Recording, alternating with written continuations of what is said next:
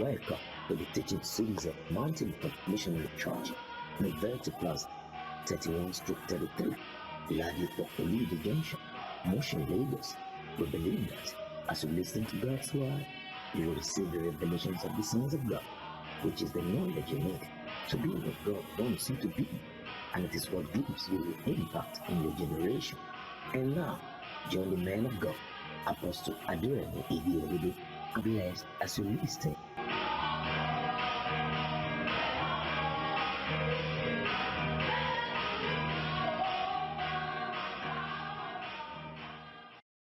Things with, but at least I was able to keep body and soul together. I was able to at the front to some extent my children's primary and secondary school education. Amen.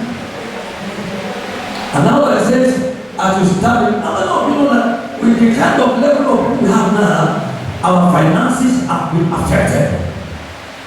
No doubt. Our finances have been affected. There's not so much we can do like we used to do before. But God is faithful still. Amen.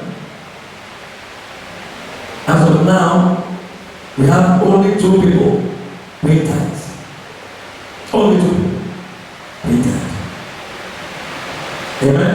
And probably maybe me, but my own is in between, because I don't have that income on a regular basis. Amen. So it's far in between. But so if any 2 or 3 of you shall agree as touching anything of here, anything, what is it we would have wanted and asked for in agreement? The Lord will have done it for us. Is it growth? Is it evangelism? Is it people to be saved? Is it people to be healed? We will have succeeded. And then, in those times when he was telling me how to start the mission operation, I was very now reminded me again, because the need all the time, reminded me for scriptures, that whatever you ask me in my name, I will do it. So I began to rely on that to get us to where we are now. But to go forward from here, we must make this thing live again. We must make this thing live again. I cannot tell all the things I've gone through, all the things I've been faced with. Remember, there was the time I told you that I came, Lord brought me in the spirit to the church. And I came here and I saw a wooden altar. And I sat here, spiritual. Amen. And I woke up, I prayed against it. When I came to church, I announced it to you. But the thing was, why should that thing happen in this kind of apostolic ministry? There was something that was leaking in the ministry. And that's what the Lord brought me to show me. Amen.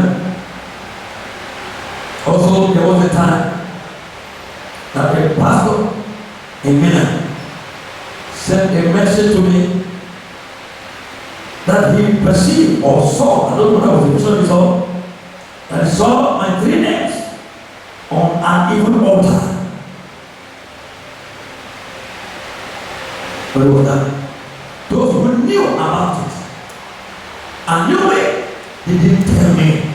But about 2 years after the pastor revealed that vision to me. So now you can see the kind of forces that are being released. Amen. And at least people, as one of these people that I knew at that time, was assuring me about the ministry. That the ministry will explode. The ministry will be done. I should not worry. And this person was saying that to me, knew about my name on an evil altar, but never told me. Never told me. Now we cannot understand what I have been going through. But the Lord is faithful. The Lord is faithful. He himself has not abandoned me, because he gave me this ministry when I was in battle. And there was a time actually told me, and as you go back to that time, as I started that business as a bachelor, I should now start it afresh, as if I'm still a battle. Telling you, this is that Lord told me one. He told me that. Told me that. Amen. And that's what I started at 30 years of ministry. So you can understand the things I'm going through. When I ask you to come into agreement with me now, please do genuinely come in agreement with this one of God. Because whatever you agree together to make that which Jesus Christ wants to do happen, you have done righteous. You have done righteous. If you cannot pursue that which is the interest of Jesus to make it happen, and neglect whatever you think is of yourself, but pursue that which interests Jesus, you are unrighteous. You are doing it deliberately. Hallelujah. Because the interest of Jesus is more important than our own personal interest. Than my own personal interest. More important. The thing, let people in motion, let them be saved. Let them know Jesus. Let the people of Muslim be saved all over. A ministry that has been a Muslim since 1996. 1995, and 95. Amen. Praise the Lord. So I'm saying this thing so that your spirit can be made to agree with this man of God concerning these things. Satan has robbed Saul upon this ministry, and this has been allowed because certain forces were allowed to penetrate into my life. Amen. Initially, I did not quite understand how strong those forces were. I did not fully know. It just lately, between now, last year till now, that God began to show me that picture. Remember, I preached on the confederacy of Satan. Satan organized a confederacy against me. And not just this year, not last year. The confederacy has been there for a long time. The Lord revealed to me that before ministry came to me, before he revealed this to me, that Satan has been attacking me. He knew about the call, and he has set himself up to attack me. There was a time he attacked me with one kind of sickness, a sickness that cannot be identified. I went to the hospital, they could not find what was wrong with me. I had to discharge myself. So I was going home. I was about to stay there. So when I got home, I began to pray. And I was not nice. The sickness was not a physiological sickness. It was a spiritual oppression in my spirit. And I went to sleep. And I kind of told God, I said, Lord, I'm going through this, and you are not doing anything to help me. So I forced myself to sleep on.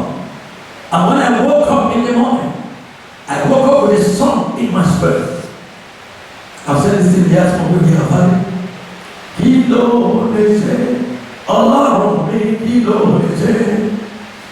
Kilo de se, Ọlọ́run mi, kilo de se. That Yoruba song, I sang it, and I crawled out of my bed, and I knelt down, and I began to pray. And in that prayer, I was able to pray that material. After that, ministry now came. And Lord used to remind me that He knew, and I was going to call Him. He knew my plan over your life. So He has been a gesture from the beginning. And so there's no doubt that when I finally got married, He began to attack my marriage as well. And you know, when a pastor's marriage is not sound, it affects me. Amen? He attacked me several forms. And it was that attack, particularly the woman talent he used at that time, which he started making me to pray against, said it was time for him to judge that woman talent. And in that prayer, he said to me, this is not like the prayers you have prayed before. This one I'll make you pray now is what? As what? Commander. As commander. So I'm waiting for the judgment to fall. Amen.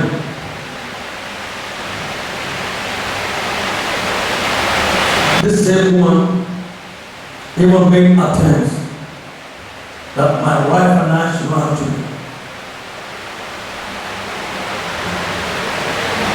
Amen. But Lord stood up for us. The Lord is faithful. Amen. The night in which I met my wife, and we came together as husband and wife used to do, and I rolled away from off her, I had a vision. And I saw who I believe was this woman, and who was our youngest child as well. I saw the two of them, and the youngest child said to her, let's spoil what they have done. But the good thing is that when we came together, and before I rolled off her, the power of the Spirit of God overshadowed us, came upon us on that bed, and the woman having a better understanding than the girl, her daughter, said, leave. Hallelujah. Thank you, Jesus. Hallelujah. The vision the Lord gave me was that at home I saw her. Actually, at home, I first of all had a vision of a bed somewhere very high on top of a mast. And I was asking God, what is this bed? This bed is watching me from where it is and watching me inside my flat. Now we are there. And I asked the Lord who it was. The Lord just gave me a vision. And I saw this lady wearing a black wrapper. She carried a pot, black pot, and she was walking. And I saw her. Amen.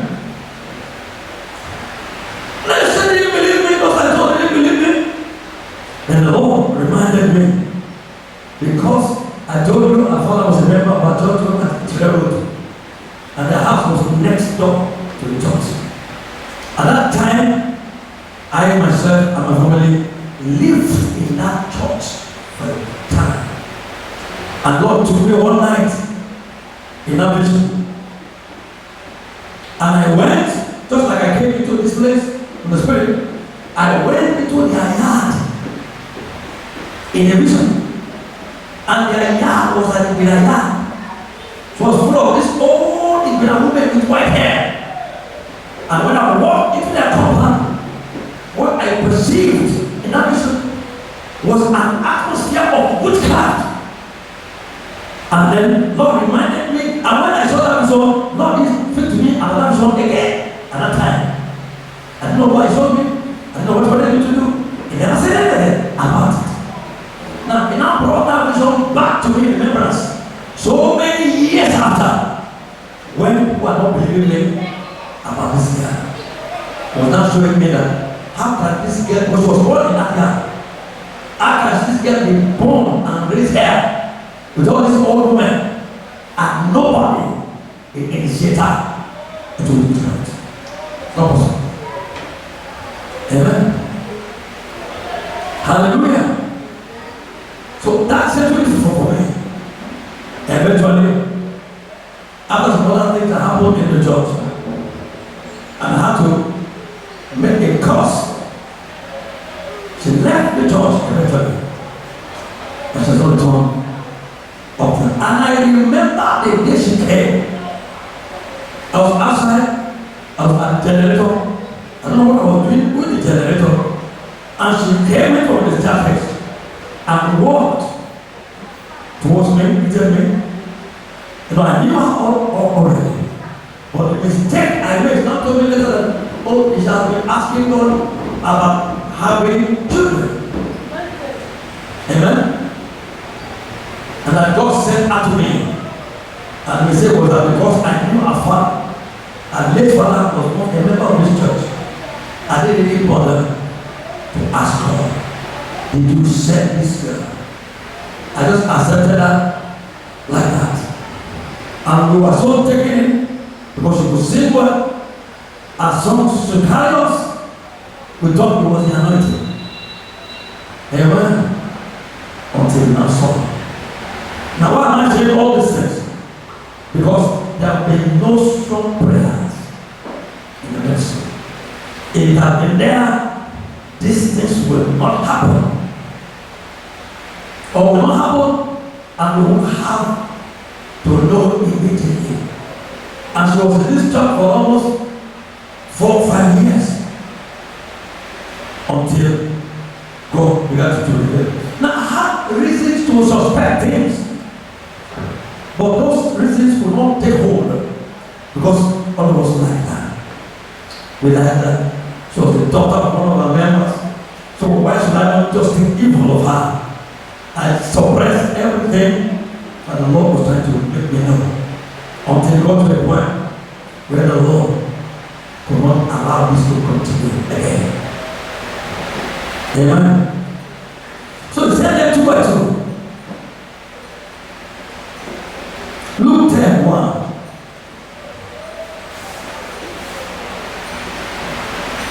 Luke 10:1.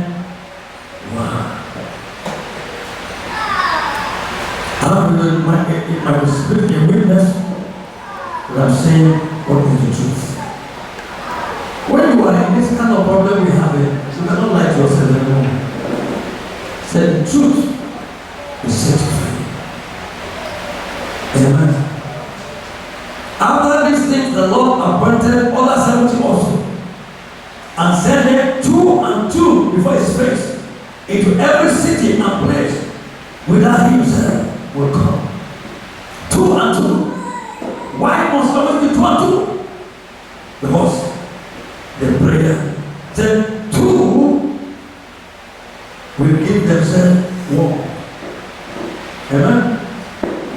If one fell, the other will what? Pick him up. 2 and 2 is so important in ministry. But we never had it on a regular basis in this ministry. And that's why we are where we are. Said the 2 and 2. John 8:17. John 8:17.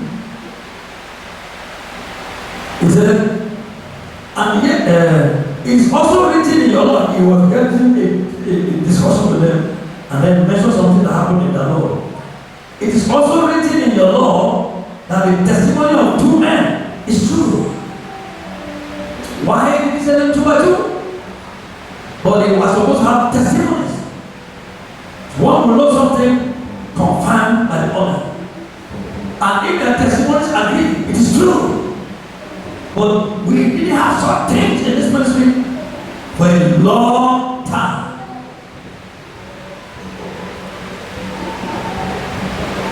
Hallelujah.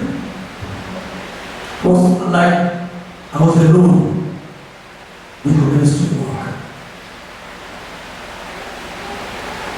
I know I was also under a a disillusionment. I was under a power that the things that should have made me wonder why this is. I never wondered.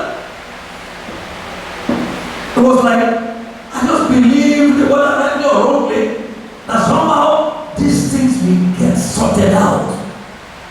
But they never got sorted out for almost all the years that I was married. It was never. In fact, it was like it was getting worse and worse and worse. And it was this person that the Lord said, as you pray against the judge, was behind the manipulation of the troubles.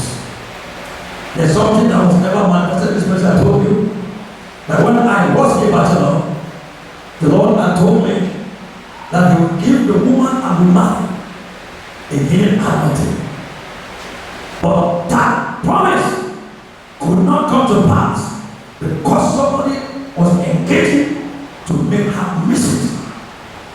My wife was supposed to carry a anointing to her. That's supposed to be one of the things that will push up this person. It takes two to run a ministry. One person cannot have all the gifts. Amen? One gift. He planned to give the person I will marry. It's a healing anointing that will push the ministry. But that healing anointing we have not seen over the years. We have attacks against us. Amen? And the person who is behind that attack, the Lord is telling me that He's about to judge her now. He's about to judge her now.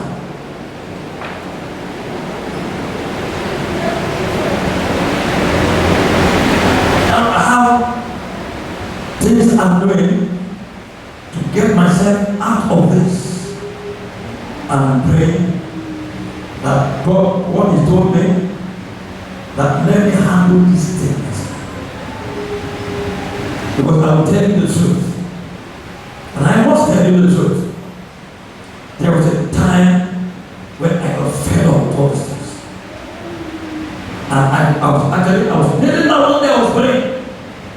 And I was planning to end my marriage. Let me be honest here. The Lord spoke to me when I knelt down. He said, let me handle this thing myself. So I let go so that He can handle it Himself. And I believe He's doing it. So when He gave us this year, victory is here. I knew what He was saying. What is it behind? It's about to do it. And the judgment of the person who is behind it will come. I told you, maybe you can put a situation to you now understand. This same person had to rebuke my wife one time. He said,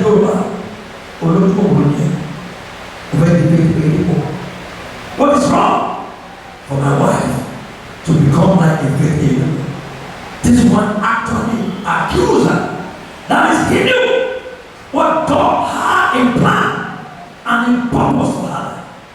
If you say that to her, that means she is working to make sure that plan is not realized. But I would like to tell you, hear me, everyone hear me.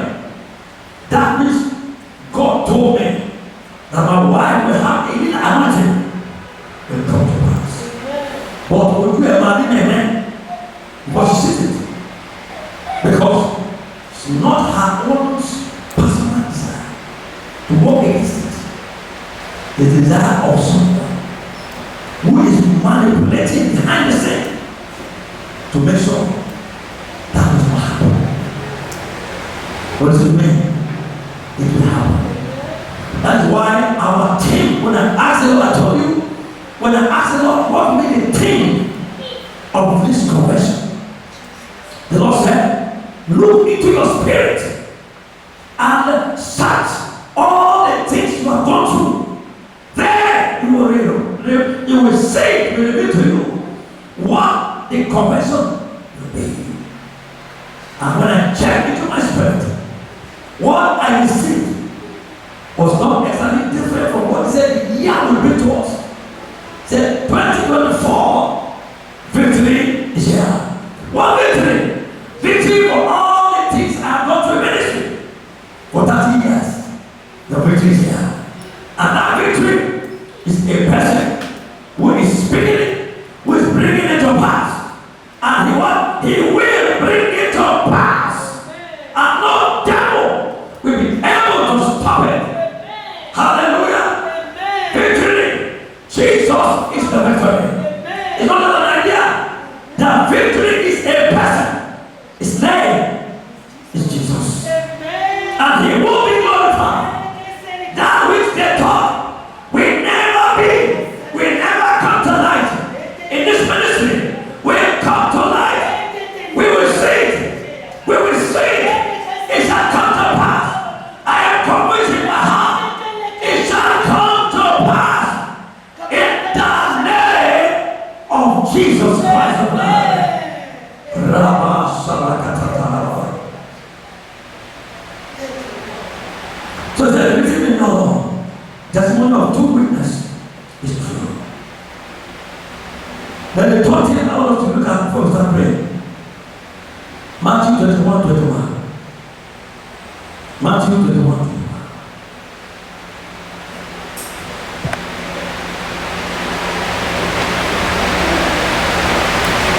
Matthew 21:21.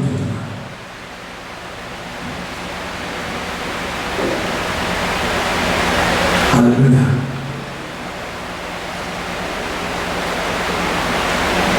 Matthew, not Luke. Thank you, Jesus. Matthew 21:21. Jesus answered and said unto them, verily I say unto you, if ye have what? Faith, and doubt not, ye shall not only do this which is done to the victory, but also ye shall say unto this mountain, be thou removed, and be thou cast into the sea, and it shall be done. And all things whatsoever shall ask in prayer, believing, ye shall receive. We must allow prayer, so that prayer of agreement, we must be in agreement together now. That's what God is saying and telling us, so that we can see what He's talking about. It will not just come only because He said it. It will come because we understand what He said, and we begin to put ourselves in it and begin to agree in what He has said. That there is now prayer needed, prayer of agreement in the church, but particularly to the pastor and his wife. Amen. Praise the Lord. Tell, have faith and that not. You shall not only do this. You know, Jesus had caused the victory before. And as they returned, Peter saw that the victory had tried. Amen. And he put notice to Jesus. See the victory you caused yesterday has dried up. Then Jesus replied, if you have faith and not doubt it, that which is done to this victory, you will see it in your life. And he said to this mountain, be thou removed, and be thou cast into the sea. It shall be cast into the sea. It shall be done for you. Amen. That is what we need now. An agreement to now come together, to join forces, which they thwarted. It's like they thwarted it from their very day of the marriage. They thwarted it and began to work against it to make sure that we were never in agreement.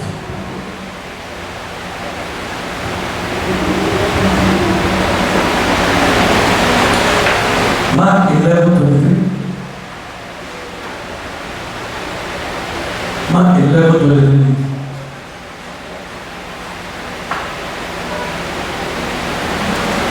For verily I say unto you, be thou removed, and be thou cast into the sea, and shall not doubt in his heart, but shall believe that those things which he said shall come to pass.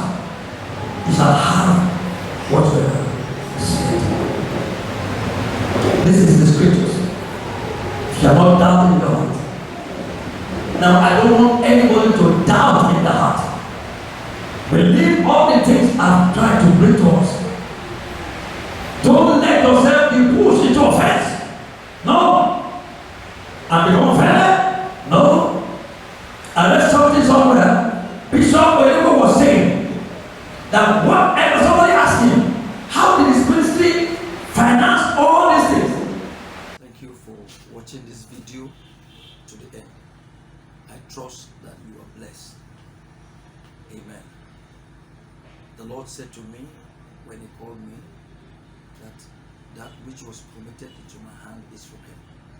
That's why I believe heaven will help you with this video you have watched.